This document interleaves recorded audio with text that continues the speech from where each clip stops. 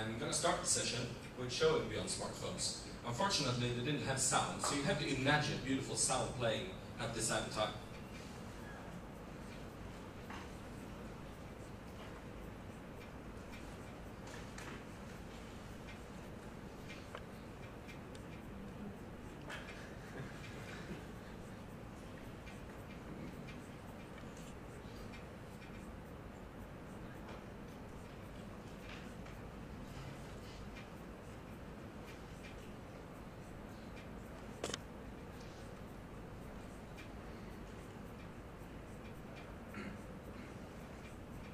Sing something.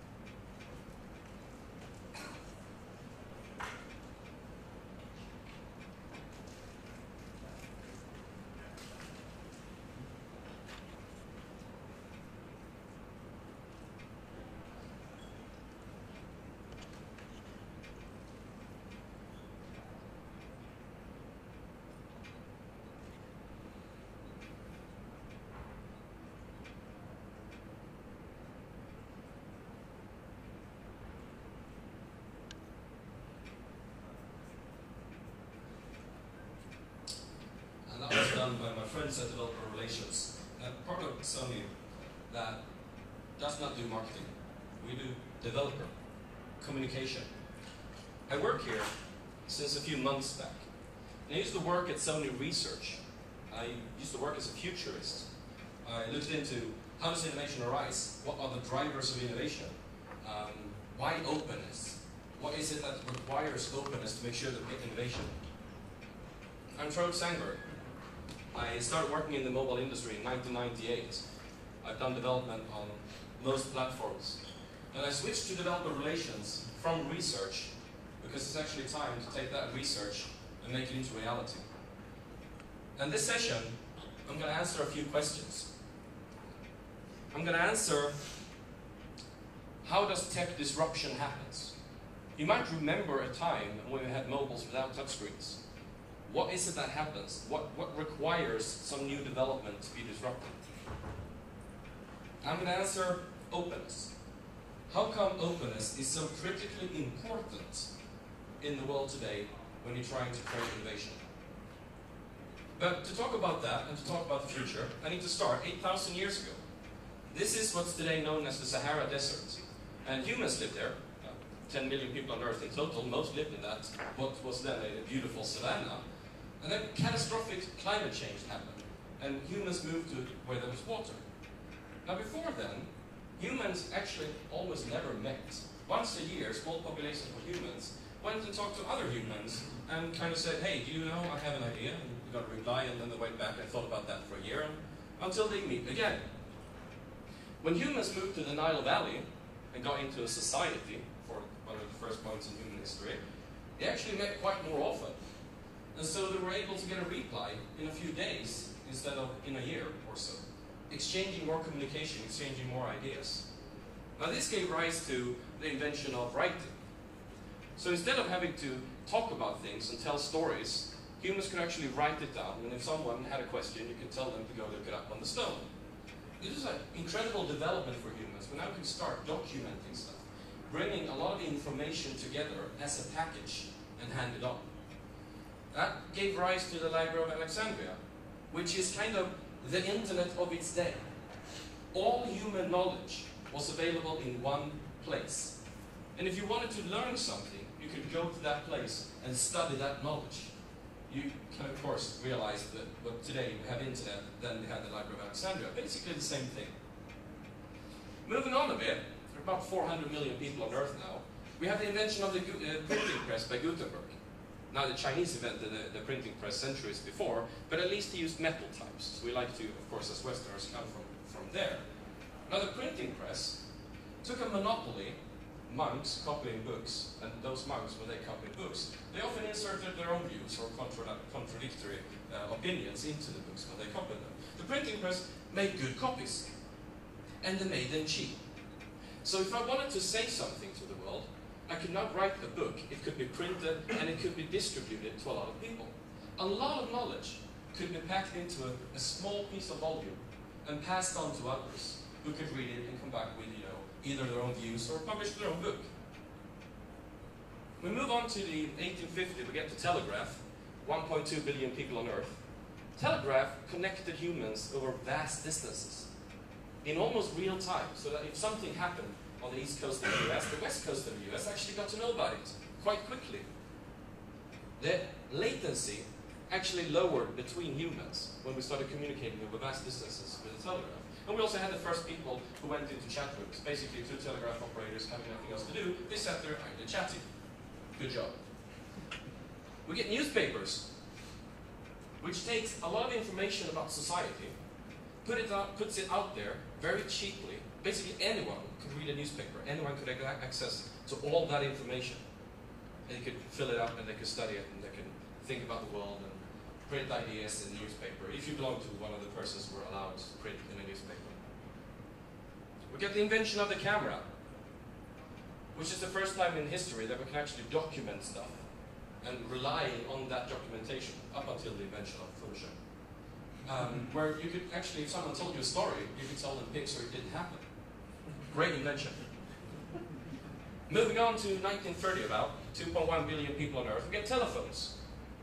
Now we're not required to know a telegraph operator any longer if we want to get the information right away. It's enough to be at a certain place. You can connect that place to another place and exchange ideas in real time. Imagine back again to the Nile Valley where people actually had to meet, or when they couldn't meet at all before then. The telephone was an incredible invention when it comes to being able to exchange ideas. If we go back to scientists a few centuries before, we today know from their letters that they wrote letters to other scientists, replied, and then they replied, and they replied. And communication could take years. Telephone, immediately. We get to 1955, 2.7 billion people on Earth, and we have the television. I fly a lot, I'm a frequent traveler. No matter where I go in the world, it looks the same, thanks to television. It looks like a bad Hollywood sitcom. It's also the global cultural equalizer, up until a certain point in time after that. The possibility to launch a platform, or thinking, or culture, and basically push it to most of the people in the whole world. Incredible invention. A lot of human knowledge spread via television. Humans like to document stuff, and in the 1970s we documented stuff in databases and computers. And we invented the modem, which makes it possible for a computer to start transferring vast amounts of knowledge, often via a modem. If you use modems on the 5-net time, you can actually send a message and get a reply, sometimes even the same day. Modems made a great invention, and we were about 3.7 billion people on Earth.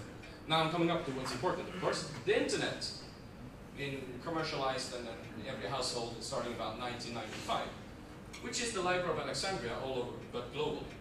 All human knowledge available through one sort of gateway, through the internet. Incredible invention, connecting all humans. Incredible in that decentralized, so instead of having to know someone owned the newspaper if you wanted to publish your views, anyone could publish their view. So any human can basically publish their opinion on something, and any other human can comment back upon it. Compared to everything we had before that, that's quite crazy. Same time, get mobile phones. Mobile phones, of course, connect people, not places. For the first point in time, I can actually make sure that someone reaches me instead of just a place. Now, some believe that we still have mobile phones, but we don't. We turned those over completely in favor of what's known as smartphones, or a better name is mobile internet device, or window to the internet. I work at a mobile manufacturer. Sometimes I use less than stable hardware and software. And at one point in time, I had a mobile that reset itself in the middle of phone calls. All phone calls. I kept using it. It was a very good window to the internet. I had no use for phone calls. We're about 7 billion people today on Earth, or we were in 2010. Now in 2014, we have... I'm sorry, this is wrong.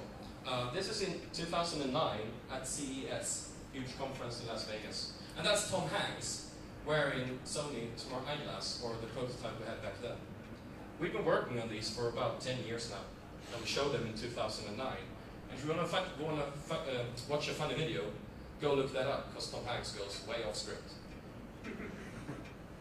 Let's get to 2014, where we are right now. 7.3 billion people on Earth, and we launched the SDK for the SmartEyeglass last week. That means I don't have to pull my mobile out of my pocket if I get a notification. Currently, if someone wants me, and it might be critically important, I will not get to know that information because I'm looking at you, my concentration is on you, and I won't pull up my mobile. I promise you, even if someone tries to break me on Facebook. With another invention, I might not have to make that choice. But let's skip that for a while. I'll get back to these, and I'll talk about something else. If we take the combined human technical knowledge available at year 1, and we name it that amount of knowledge after a famous philosopher born then. So let's call it 1J. 1J of information is available at year 1. It takes 1,500 years for that information to double in size, the global amount of human technical knowledge. It's quadrupled in the year 1750. In the year 1900 we have 8 J's, 1950 we have 16 J's, and I can't continue because that's where PowerPoint stopped messing up. But today, we're doubling the amount of technical information, stuff we know every year. I talked about how many people lived on Earth, and for a very long time, we stored that information and we communicated it through human brains. And if we were to continue doing that, we would see smaller amounts of information being available because the human population isn't going on an exponential forever. This is the UN median guess on what population will have, how many we will be on Earth. But thanks to computers and the internet, this exponential is not slowing down. It's actually just speeding up. That's the amount of technical information we have. A famous quote says, "We are like dwarfs, sitting upon the shoulders of giants, and so able to see further." That's how Newton explained how come he was Newton, a famous inventor. But it was said already in the 12th century by Bernard Charles. Information is that giant. It's not a specific person. It's the amount of information that we as humans are able to absorb and work with. And what humans do with information is to talk about it. And we talk a lot. And that's actually why we are here, each and every one of us. We have information, or we want information, and we talk about it. We like to meet other humans when we do that. So here comes the result of my work in research as a futurist. The rate of innovation depends on mind-to-mind latency and bandwidth. So all the innovations that I talked about, these 8,000 years, have all made either the latency come down between human-to-human communication or has increased the bandwidth. And thus we have an innovation on an exponential scale. That then made me quit being a futurist. At Sony we love innovation. So we're actively working with lowering latency and increasing bandwidth. So now I'm going to back a few years, not 8,000 years this time, but an undisclosed amount between, let's say, 6 or 9 years, something along those lines. When Sony Ericsson at the time started talking about Android and decided that Android was where innovation would happen. I mean, you might know that there were many mobile operating systems a few years ago. I worked at OSC, I worked at Symbian, I worked at several operating systems that could all take over the world. So how come it became Android? Well, one of the reasons is that Android is open. And here comes the tricky part, because this was not at all clear, and might not be clear today. If we look at something like Vision Mobile, which is a company that does insights into the mobile business. When there was still a discussion whether it was Android or Symbian that was going to be the incredibly open operating system that all mobile manufacturers could use, Vision Mobile basically said that Android isn't open. Google is too much in control. There is a real open operating system called Symbian, and that's why it will win. Kevin Kelly, a writer I recommend everyone reading, he figured this out 10 years before, when he wrote a book about new rules for the new economy. He basically wrote it about the internet and the changes internet would make to businesses. And in it he said, it's not really a question over who owns what when you talk about open. The question is, how easy is it for someone to build upon what you had? And that was very easy on Android. And it was a bit harder on Symbian. And that basically made the choice for us.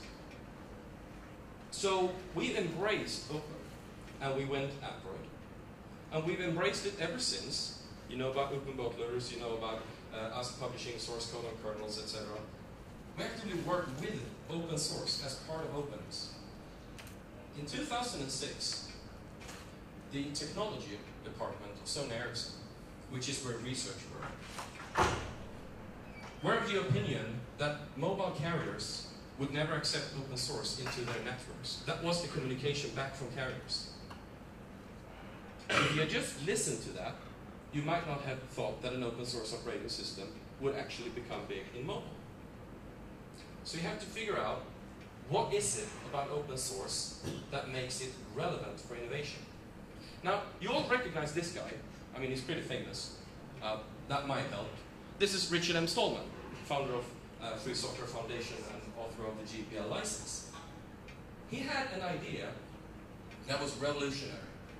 He said that if you deliver me something, if you sell me something, and it's pretty much what I need, but not perfect, because nothing can be perfect for every one of us. We all have different ideas. So he said, make it possible for me to make small changes that'll make it perfect for me. And thus he went on a mission, and still is, when it comes to open source. This is Tim O'Reilly. He's the founder of the Web 2.0 conferences, and he coined the term Web 2.0. In the beginning of this century, he saw that we were collecting information. We put information about ourselves into different web services. One web service over there, one web service over there. But they did not talk. So he thought that there was a risk of our information, stuff we produced, of being locked in. So we started working on Web 2.0, connect everything together, make it possible for them to talk, and we'll see additional innovation happen.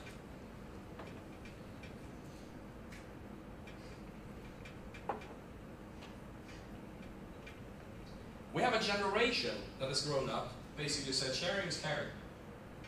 If I have something, why not give it to you? That'll make the world a better place.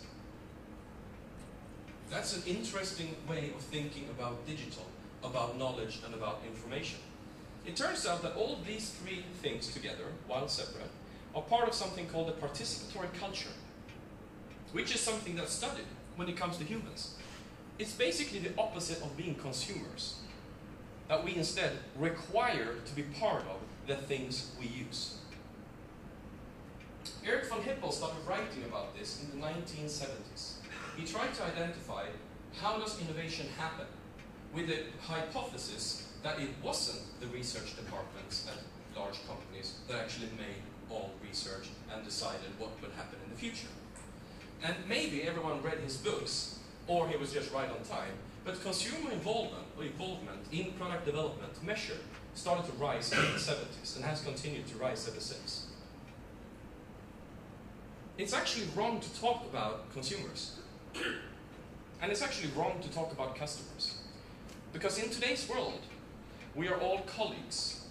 It might sound like something I just say because it sounds good, but it's actually true. We are all colleagues, and if you start to think about why a big company would do open source, it's because of this.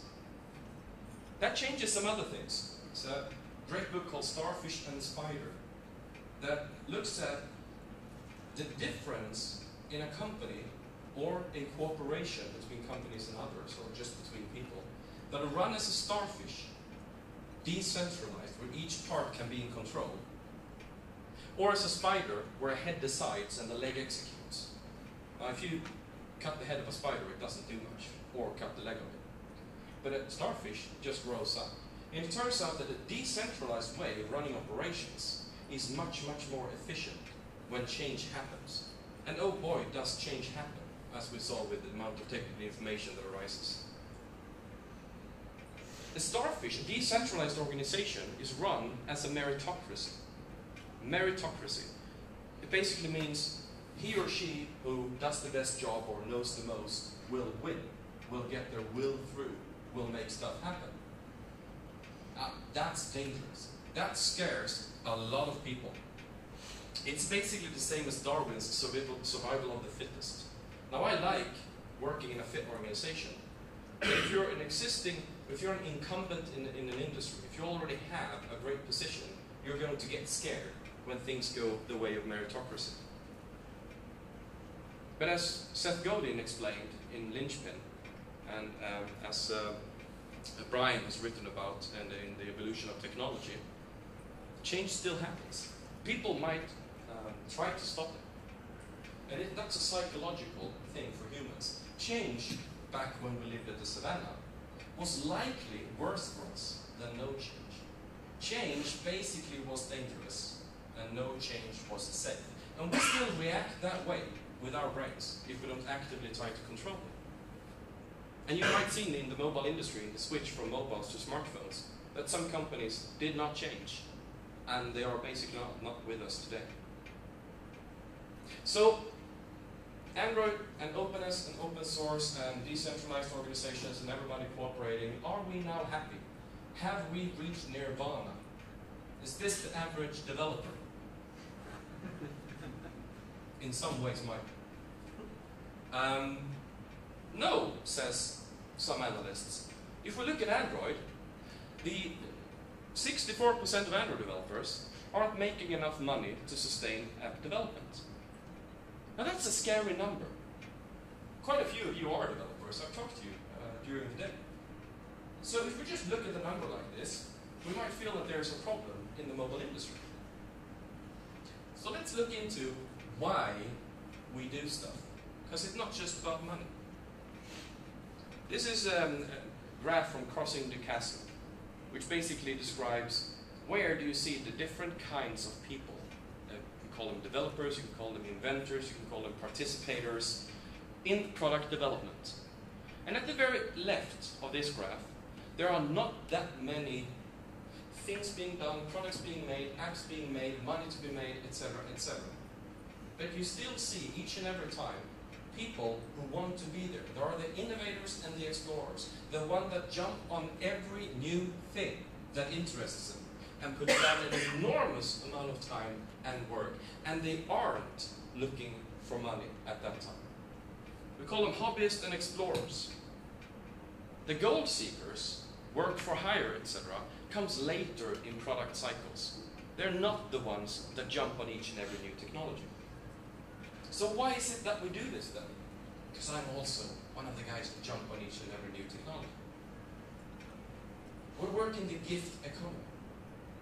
The gift economy, read Tor Neurotrenders, The Generous Man, for more info on that, is almost 50% of the total human economy.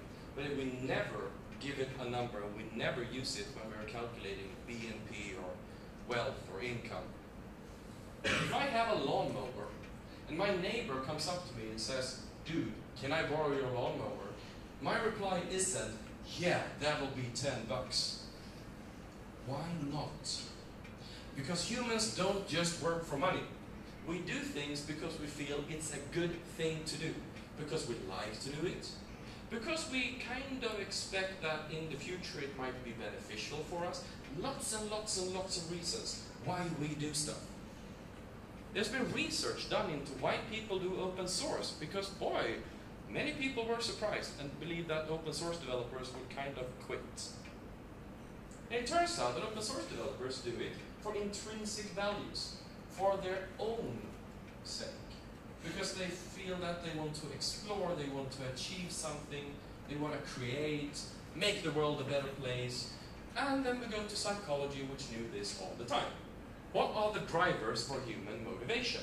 There are 4, I'm only quoting 2. Explore and achieve. And if you want to know why Minecraft became so big, you kind of think about what you do in Minecraft.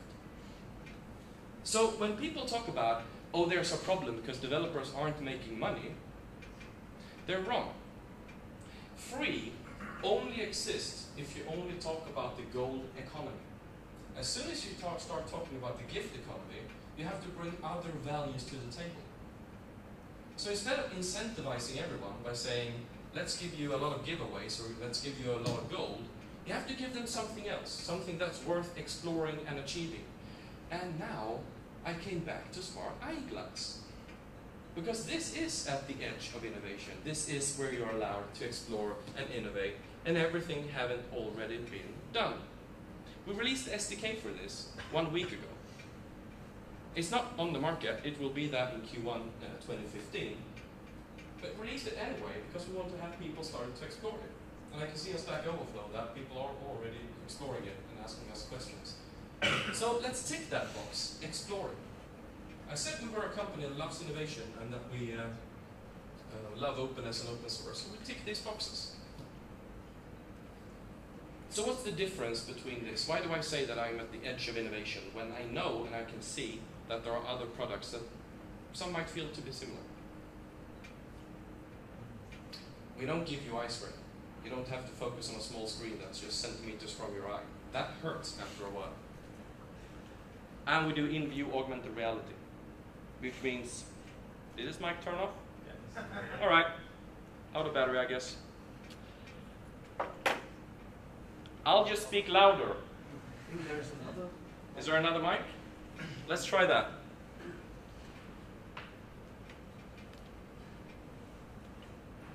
That gave me a red light.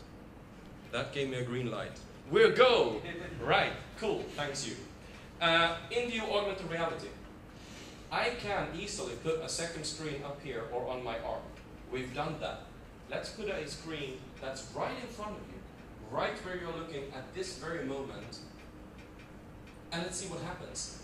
Because I'm not going to claim that we know what will happen. That's why we release an SDK, that's why we release a product. If you want to innovate, expect a lot of things to be weird, and a few things will become huge successes. I worked at Symbian, I told you that. I worked at Sony Ericsson, and I was one of the guys who wrote a lot of software in the Sony Ericsson P800. Do you remember it? Yeah. It had full touch, full web, and apps in 2002, and it didn't change the world. Sometimes that just doesn't happen. This time it will.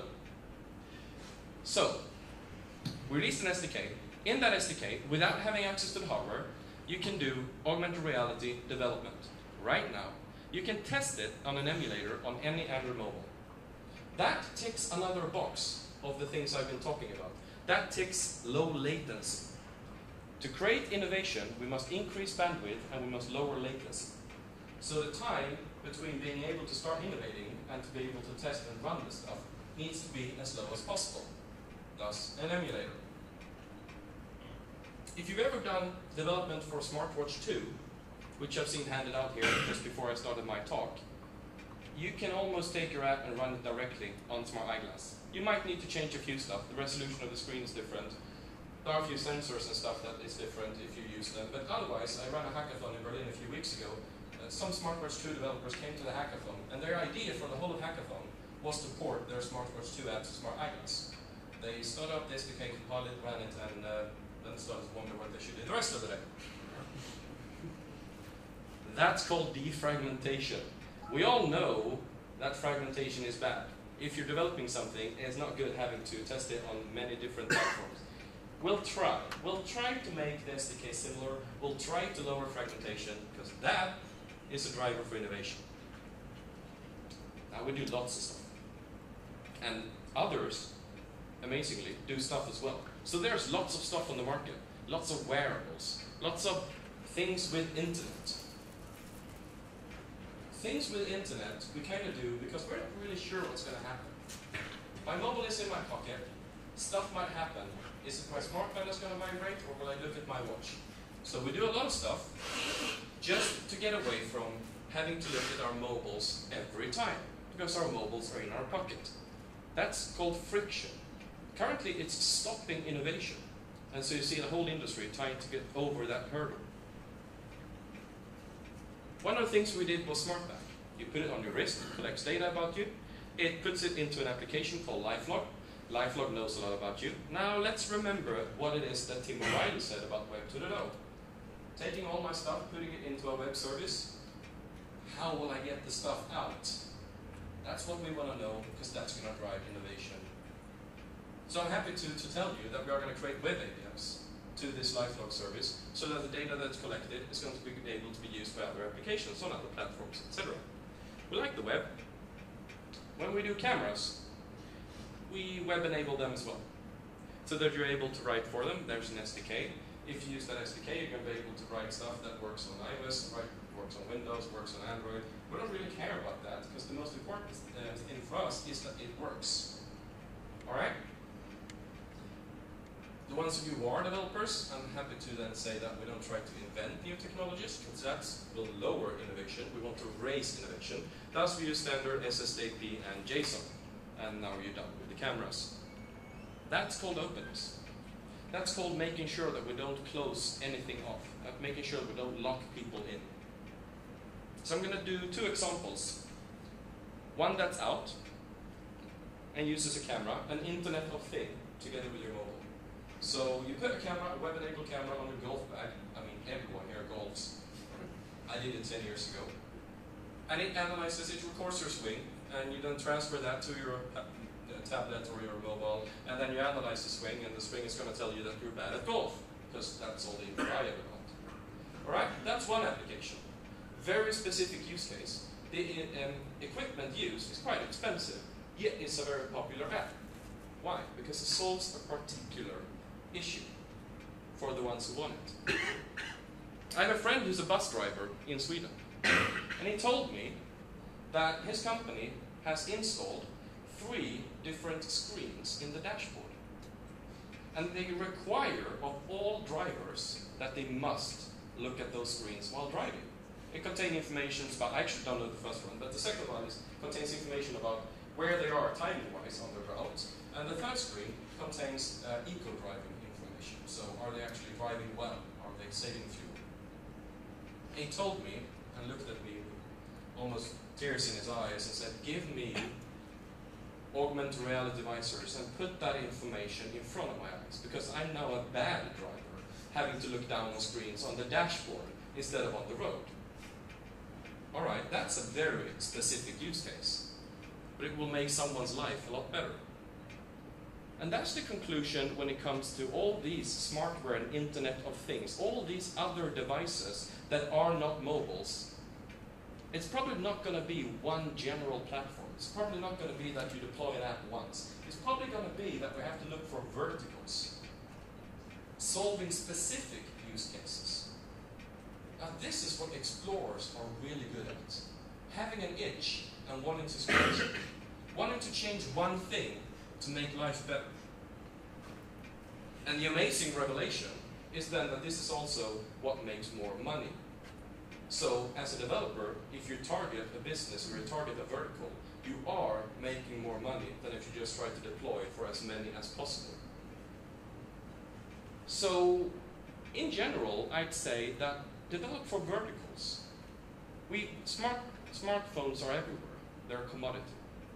So develop for specific use cases that involve more than one device, or at least make use of kind of the odd devices. So this is where explorers and gold seekers can unite, and that really hasn't happened before. Now it's the same thing. So I mentioned the whole exploring low latency, defragmentation, and openness, because those are drivers for innovation. So I'm going to give you an example that we are showing in the booth, because I really think this example is good, on how you can do defragmentation. If you're a developer, and you have access to internet, right, good. You can use a service called Sony Remote Device Lab. This is a video of it in action. You connect to a mobile, and that is a real mobile, not an emulator. You upload your own application, your own APK over the internet. And amazingly enough, it installs and you can run it. And when you run it, you actually have good performance. And we're showing this live, not the video, in the booth. This means that you can run your applications when you want to through a web browser on our latest hardware and on many different devices instead of having to buy them. Because we don't want developers buying all our devices. I mean, we make money on devices, but developers is kind of not the target group for buying lots of them. We want to make developers happy, not the poor. So this seems to be a good thing. And the best thing I know about this service is that it's free. So just start using it, because it's going to make life a lot better and defragment the world. You get about 15 to 20 FPS, and yes, it's the latest hardware and it's the latest software. And I could stop there, but I'm a researcher and I did lots of research, and I don't really want to stop there. So I'm going to continue on beyond 2014. So I'm going to tell you that the next thing after the augmented reality visors is going to be augmented reality lenses. These are already being tried and tested today. We use them in about 2020 to maybe 2022. And after that, we're going to do brain implants. Because that's a kind of continuation of the whole mobile space. Why do we do this? Humans are basically filters. We get information, we have opinions on information. The whole history of human-to-human communication that I showed you is about humans filtering the world for other humans. And that kind of makes us like neurons in a huge global brain that drives enormous amounts of innovation. And now, I am done. Thank you.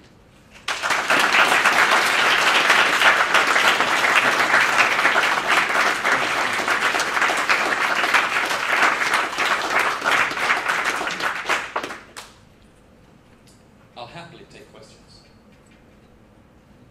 I think we need to share one mic. What's like the biggest problem that you would like to see be fixed with like an app or a new piece of technology? It can be like anything, even if it's completely unrealistic. Thank you for kind of a major question.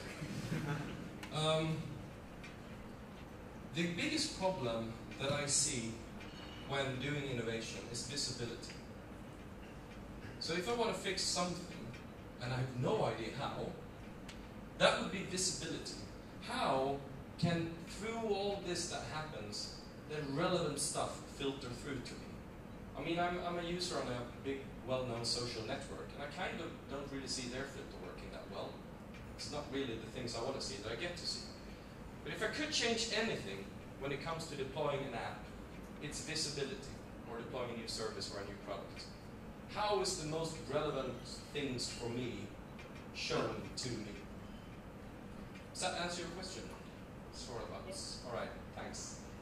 Here you go. I'm going to come running over with the mic. And that was complicated.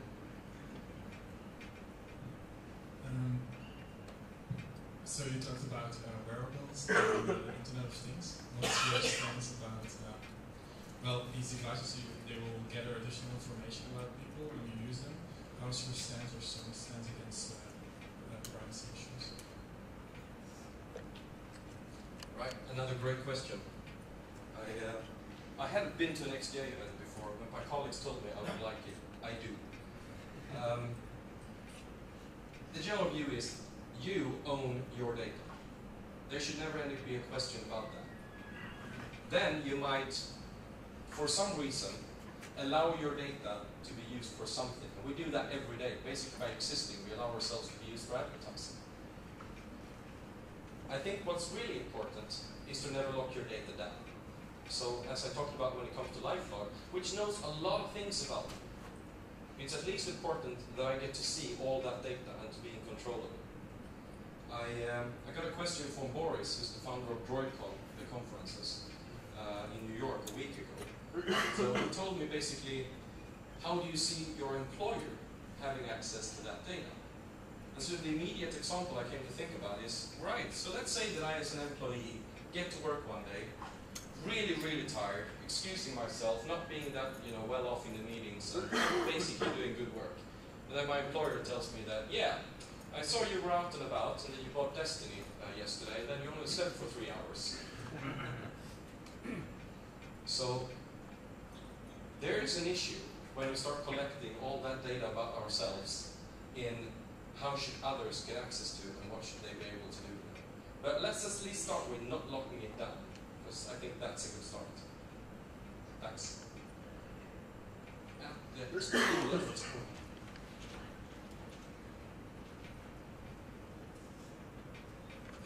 So, in your talk, you have a graph of the amount of information, and you showed that growing very quickly.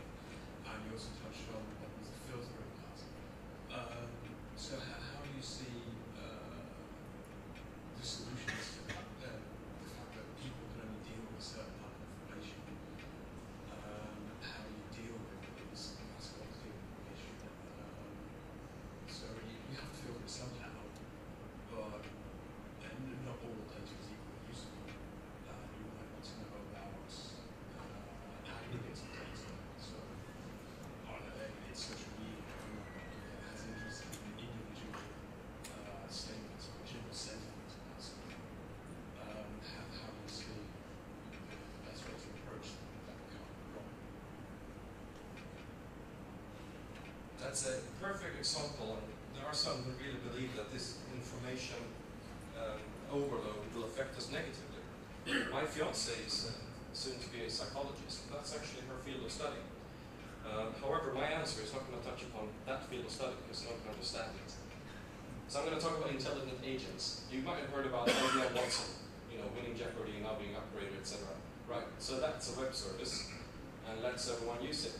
So let's tell Watson, give me the gist of what's important and has happened today, and kind of put it up here so that I can keep track of it when it happens. So intelligent agents, that will do a lot of filtering for us. And they will probably fail catastrophically in the beginning, because hard AI is hard, and still not here, and might not arrive.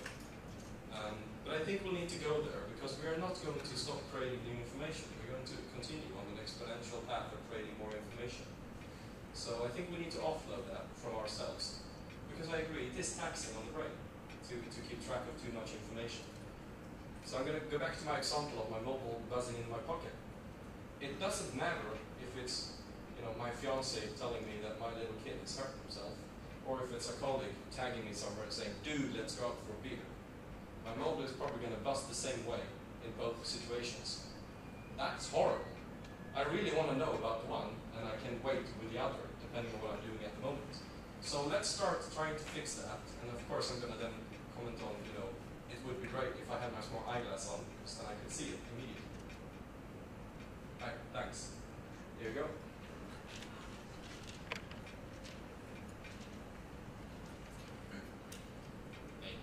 So you speak about going on from beyond mobile phone and into future technologies. However, a lot of the future technology seems to still use the mobile phone as a central processing unit. In the past, we've had books and encyclopedias, then we've got the internet, and then finally we're onto the internet as a window. Our mobile devices are the window to the internet. Do you still foresee the future kind of leading us the mobile phone or internet windows as being the core for processing kind of functionality for our future devices? Great question. So when I worked in research, we of course looked a lot into augmented reality and visors. Can't be a big secret. I did that for years. So we looked into how is that going to evolve together with a mobile phone. Well, the first thing that the mobile phone will lose is its screen. So it's not going to need to have a screen any longer, so we can stop the discussion about which phone has the largest screen. Whether it's Vice or Rock or Benz or whatever. So the mobile is going to be the cellular connectivity. If I try to sell you smart eyeglasses with 4G here, I'm not sure you'd buy it. Mobile radiation is safe, but I'm not sure you'd buy it anyway. Right. So let's keep that here, because nothing important is down here. And we need a huge battery to kind of stay in touch. And probably we need to offload that battery into more devices, because at the want to put the huge battery up here either. That's heavy. So battery is another issue. So humans are probably going to carry some way of generating power and cellular connectivity. We're going to do that some places on our body. And we might refer to it as a smartphone for ages. Puck is the word we used in our slides. But on the topic of energy, I'm going to touch upon one thing. You might have heard a while ago that there's a company that had managed to do a lens that could track glucose for diabetes patients. It's not really done to track glucose. But if I want to make a lens, how am I going to power it? There are basically two ways. I can either put a laser up here that projects energy into my lens. That will look weird. Or I can burn glucose, which is kind of what we humans do the whole day. So try to figure out the smallest possible engine that can burn glucose and fit in a lens, and you will have solved at least that power problem. And you kind of can offload the puck in your pocket. Any other questions? Here we go.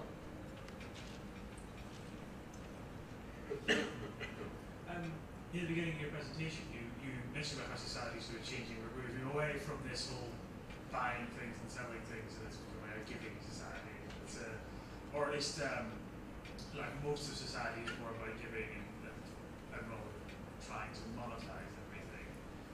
It sounds a little bit almost like if you project that out, you're getting almost into the realms of like Star Trek's very politically correct world where we've given up on money and we just want to better everyone and stuff like that.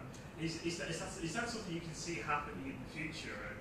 And if so, like how can I as a developer encourage that, but still, you know, like have food and water and things? Right. So I'm going to start by saying that went well beyond what I've done in my role at Sony. But I do have some info on it because as a futurist, I've been part of some futurist organizations. You might have heard about Humanity Plus and heard about the Singularity Summit conferences and stuff like that. It seems that the coming era of nanotechnology, read Eric Drexler, might make creation of things abundant.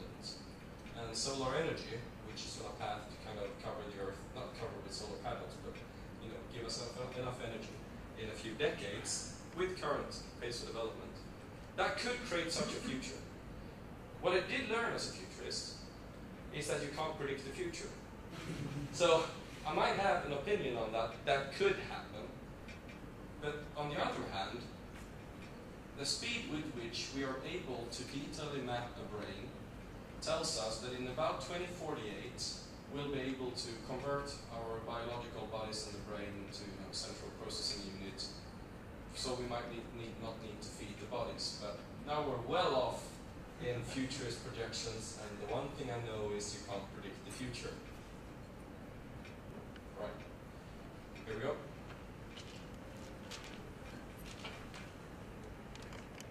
So I know that mobile phones are moving really rapidly, as you said, and as other people have pointed out. And as you know that mobile phones are reaching a point that users are not actually using it for their intended purposes. You know, you've got 144p screens, you've got crazy amounts of megapixels shoved into a small little sensor. What do you think the future is for mobile phones? As in, do you think modular mobile phones will become a norm? Do you think bendable screens or iPhone 6 Plus replicas will become a norm? What is your thoughts, your personal opinion, and what do you think how Sony's direction is going towards? So, Sony's direction is in SmartWear.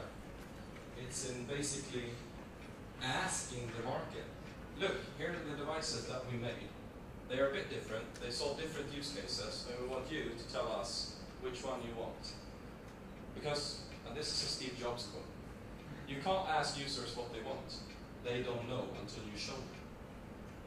And it's pretty accurate. Disruptive change happens when people realize that, oh, this thing I did not think I'd need, I need it a lot, so I'll buy it. As to the question about evolution of mobile, modular, and stuff like that, well, we just talked about the possibility of a mobile without a screen that would then connect with a visor. And then we get into the case, well, let's say I want to do something and the visor is in the way, and I don't bring the visor, and now I have a mobile without a screen. We've tried making kind of the modular case before with different devices to do different things. The SmartBand talk, has a mic and a speaker. I don't know whether people are going to go around talking in SmartBand talk or not. We're going to see that soon. Anything you do that's modular will be bigger than anything that is not modular. So, have we seen the market wanting to have as thin and small as devices as possible? Yes. Is it then possible to make a device that is bigger and sell it because it's modular? We'll get to know that when it's been done. I think it would be unwise to be too sure about it, but it seems that the driver for processor speed and megapixels, etc., it seems that is still well in effect. I'm actually very curious myself, because you might have seen the news that we are now, on purpose, at 2 days battery life, full use, with Z3 and Z3 compact. So, since everyone, I think 70% of all mobile users have said that the most important thing they want fixed in mobile is battery life. Right? I'll step back and check out our 70% market share in a while. So, it's difficult to say that just because you see there's a need, that it also means that the market will go that way. Again, we don't know until we see it. Alright, any other? Here we go.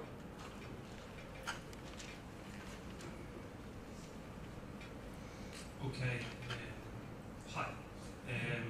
This might be a kind of a strange question, but you're talking about changing the world, that some things in developing might change the world. I like the Android world is very nice. It's a very nice world, but it's a world of men. It is. There's maybe 2 or 3 females here. And do Sony in some way, do you have any female colleagues? And do Sony encourage more female developers? Thank you very much for asking me that question. It is a general problem, even though the cause is a bit unknown, why men kind of jump onto the latest and greatest in higher numbers. And we've seen that in many different spaces. It's not good, because it lowers the rate of innovation. Diversity raises the rate of innovation. So yes, I do have female colleagues. In the video I showed in the beginning on facial recognition, that's Anna. I work right across from her. We don't put females in videos because they're females. It's because they're good colleagues. So Sony has an active program when it comes to raising diversity in the company. I think that's a kind of never-ending mission. I do see on the timer that we need to stop. So thank you all for the questions. I'm in the booth today and tomorrow if you want to continue with questions. I'd love to answer. Thank you all for coming. It's been great.